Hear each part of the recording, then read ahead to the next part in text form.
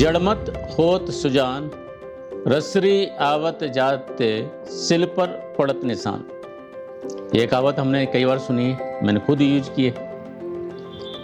Practice makes a man perfect, ये भी हमने सबने सुनी है। बट दोस्तों, क्या ये सिद्धांत, क्या ये कहावत पूर्णतः सही है कि अर्ध सत्य है?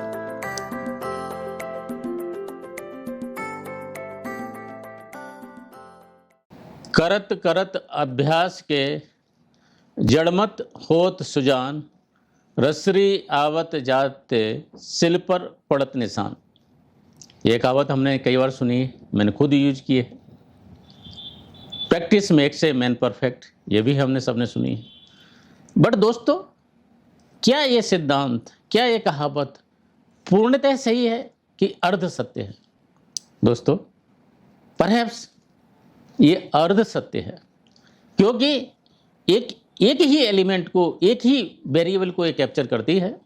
वो क्या है कि प्रैक्टिस, कंसिस्टेंट प्रैक्टिस, सतत जो प्रयास रहता है उसको ही वेरिएबल को ये कैप्चर करता है। और इसी सिद्धांत को लेकर, इसी कंसेप्ट को लेकर, इसी थियरी को लेकर मैल्कम ग्लैडवेल ने एक बुक लिखी थी, आउटलायर्स, जिसका कोर प्रिंसिपल क्या था, मूल सिद्धांत क्या था कि अगर कोई भी व्यक्ति किसी भी फील्ड में लगातार कंसिस्टेंटली ऑन रेगुलर बेसिस 10,000 घंटे तक की प्रैक्टिस करता है, तो व्यक्ति, वो इंसान एक एक्सपर्टीज लेवल का इंसान बन जाएगा, विशेषज्ञ लेवल का इंसान बन जाएगा, चाहे वो स्पोर्ट्स में हो, चाहे किसी फील्ड में हो। इसमें उन्होंने सेरेना विलियम्स, मोजार्ट और कई ऐसे विशेषज्ञों के नाम लिखे, ऐसे कई वर्ल्ड क्लास लोगों के नाम लिखे कि जो लगातार प्रैक्टिस के बाद, सतत प्रयत्न के बाद, 10,000 घंटे की प्रैक्टिस के बाद जो वर्ल्ड क्लास की उन्होंने एक्सपर्टीज हासिल की थी। दोस्तों, शायद कहीं ना कहीं उनसे चूक हुई। इसमें क्या चूक हुई? हम देखते हैं जब अपने आसपास, जब हम देखेंगे कि बहुत से सीनियर डॉक्टर्स हैं, बहुत से सीनियर एथलीट हैं, बहुत से सीनियर लोग हैं, रिटायरमेंट की कगार पर आ रहे, are they expertise in their field? Perhaps no. होता क्या है दोस्तों कि लगातार आप प्रैक्टिस करते रहें, लेकिन होता क्या है कि एक पॉइंट आने के बाद इंप्रूवमेंट बंद हो जाता है, समटाइम्स डिक्लाइन भी शुरू हो जाता है कि अगर वो गलत तरीके से प्रैक्टिस की जा रही है। तो ऐसा क्या है जो एक्सपर्टीज और नोविस में, स्टार्टर में, मिड लेवल में इनको डिफ्रेंशिएट करता है? दोस्तों, एक वेरिएबल जो हमने पकड़ा वो टाइम का एलिमेंट है। दूसरा वेरिएबल है कि हम जो प्रैक्टिस कर रहे हैं, जो प्रयास कर रहे हैं, जो प्रयत्न कर रहे हैं, वो किस तरह से कर रहे हैं। So how long we are practising and how do we practise. तो ग्लैडवेल ने आउटलायर्स में परहैप्स इस एलिमेंट को मिस किया, जो रसरी आवत जात, हम एक ही एलिमेंट को ले रहे हैं अकाउंट में। वो एलिमेंट है कि time element, consistent practice. But how do we do it? It makes a lot of difference. So how long and how do we. तो जो पीक एंडर्स एरिस्किन ने जो बुक लिखी है, उनके साथ एक और को ऑथर हैं, उन्होंने ये सेकंड एलिमेंट को भी कैप्चर किया है। और दोस्तों, कहीं ना कहीं शायद आउटलायर्स में मैल्कम ग्लैडवेल ने ही एंडर्स का ही कंसेप्ट को लिया था, बट शायद पूर्णतः वो समझ नहीं पाए इस चीज़ को, तो इसलिए उन्होंने आउटलायर्स में एक ही कंसेप्ट को प्रोपोगेट किया। सेकंड जो वेरिएबल था, उस वेरिएबल को नहीं प्रोपोगेट किया गया।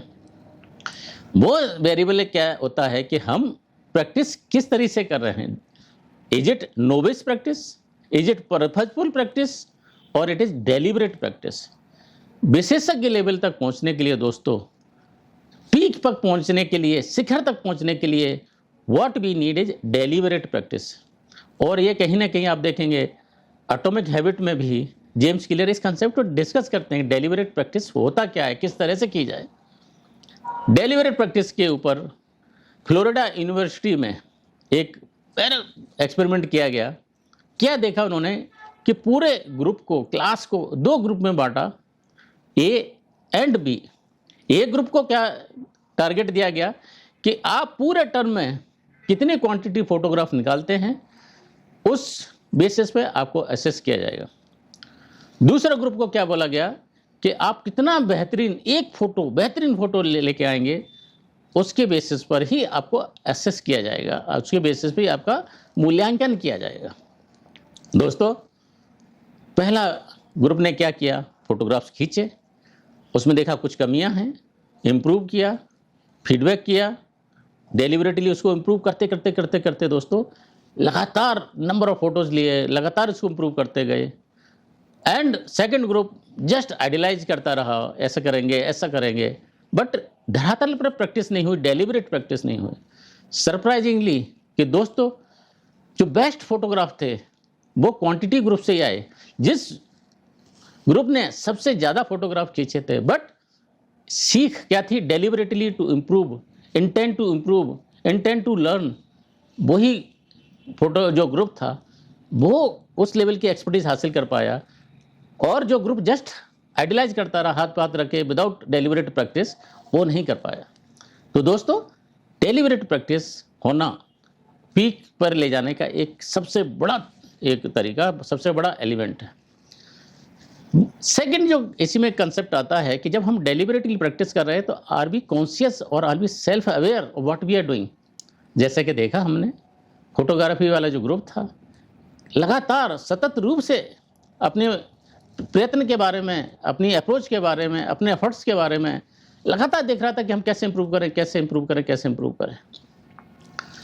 वो ही हमको पीक की तरफ ले जाती है, शिखर की तरफ लेके जाती है।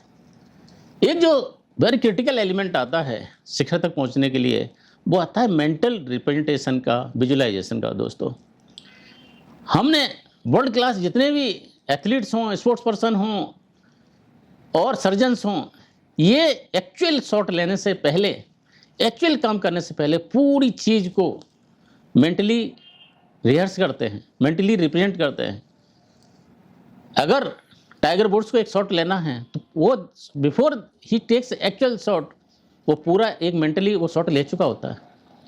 जो चेस प्लेयर होते हैं, जो ग्रैंड मास्टर होते हैं, वो पूरा चेस बोर्ड, पूरे उनके मूव्स उनके mentally represent, without seeing anything, with folded eyes they can play chess. वो पावर होती है। दोस्तों, इसके ऊपर शिकागो यूनिवर्सिटी में प्रोफेसर ब्लास लोटो, इन्होंने बहुत बेहतरीन एक्सपेरिमेंट किया। बास्केटबॉल को लेकर उन्होंने एक्सपेरिमेंट किया। जिन प्लेयर्स को एक बेसिक लेवल का बास्केटबॉल का थ्रो आता था, उन्होंने रैंडमली 3 ग्रुप में उनको बांटा, और पहले देखा गया कि भाई आज आपकी एक्सपर्टीज लेवल क्या है, आज आप कितना शॉट्स ले पा रहे हैं। फिर पहले ग्रुप को बोला गया कि आप 30 दिन बाद आइए, आपने कुछ नहीं करना।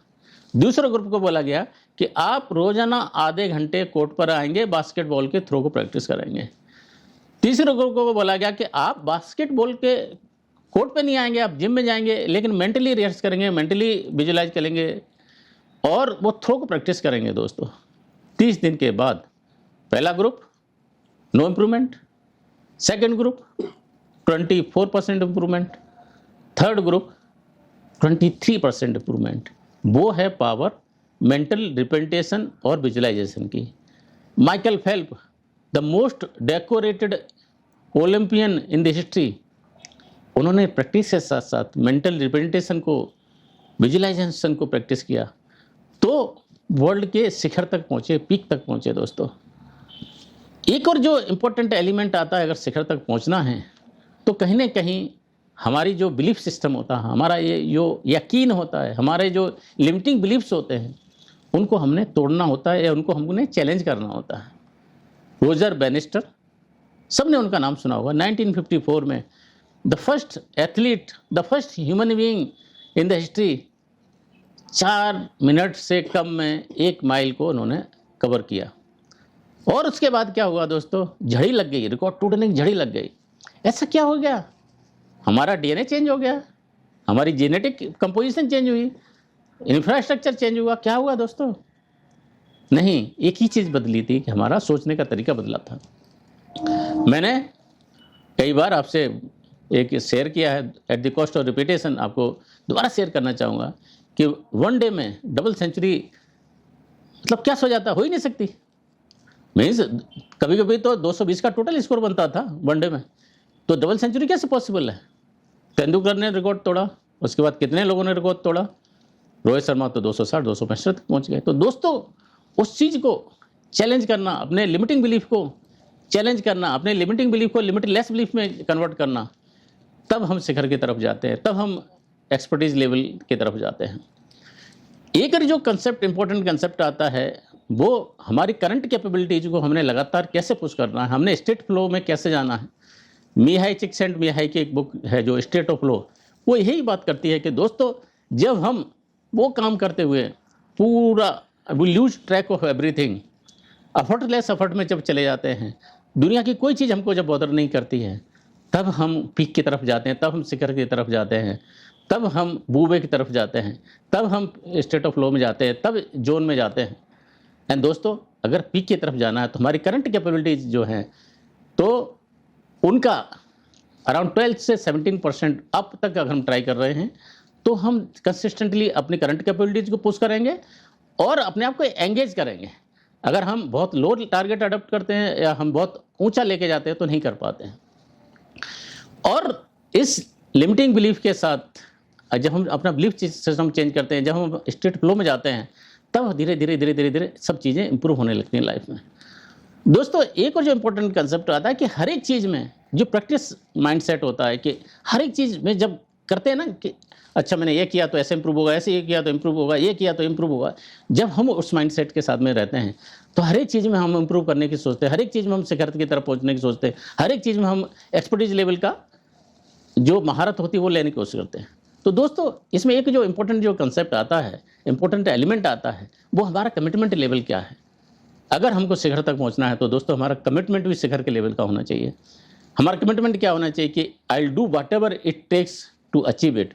जो कुछ भी जी जान से जो हमको ये अचीव करने के लिए लगेगा, मैं पूरा तन मन से इसको करूँगा, पूरा इन्वॉल्वमेंट होकर करूँगा। जब वो बिलीफ होता है मेरे साथ, जब वो मेरा कमिटमेंट का लेवल होता है, तो मेरे को शिखर तक पहुंचने से कोई भी नहीं रोक सकता। आपको शिखर तक पहुंचने के तक कोई भी नहीं रोक सकता। होता क्या है कि हम शिखर तक तो पहुंचना चाहते हैं, लेकिन शिखर तक पहुंचने की ना हमारे प्रैक्टिस होती है, ना हमारा अप्रोच होता है, ना हमारा इंटेंट उस लेवल का होता है। तो ये तो एलिमेंट हमने पकड़े कि how long, how do be, and क्या नहीं होना चाहिए दोस्तों। एक तो जैसे बोला कि आपका और हमारा आई कांट वाला एटीट्यूड नहीं होना चाहिए कि इतना ही होगा। अगर वही रोजर बेनिस्टर ने सोचा होता, वही सचिन तेंदुलकर ने सोचा होता, तो वो नहीं होता, आज हम यहाँ नहीं बैठे होते, आज उस लेवल की एक्सपर्टीज हमारे आसपास नहीं होती थी।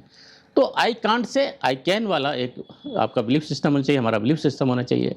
दूसरी, ओनली प्रैक्टिस से नहीं काम चलेगा, purposeful practice, deliberate practice, mindless practice के लिए mindful practice, and intent to achieve शिखर, कि मेरे को जो चोटी है, जो शिखर है, वहाँ पहुँचना ही पहुँचना है।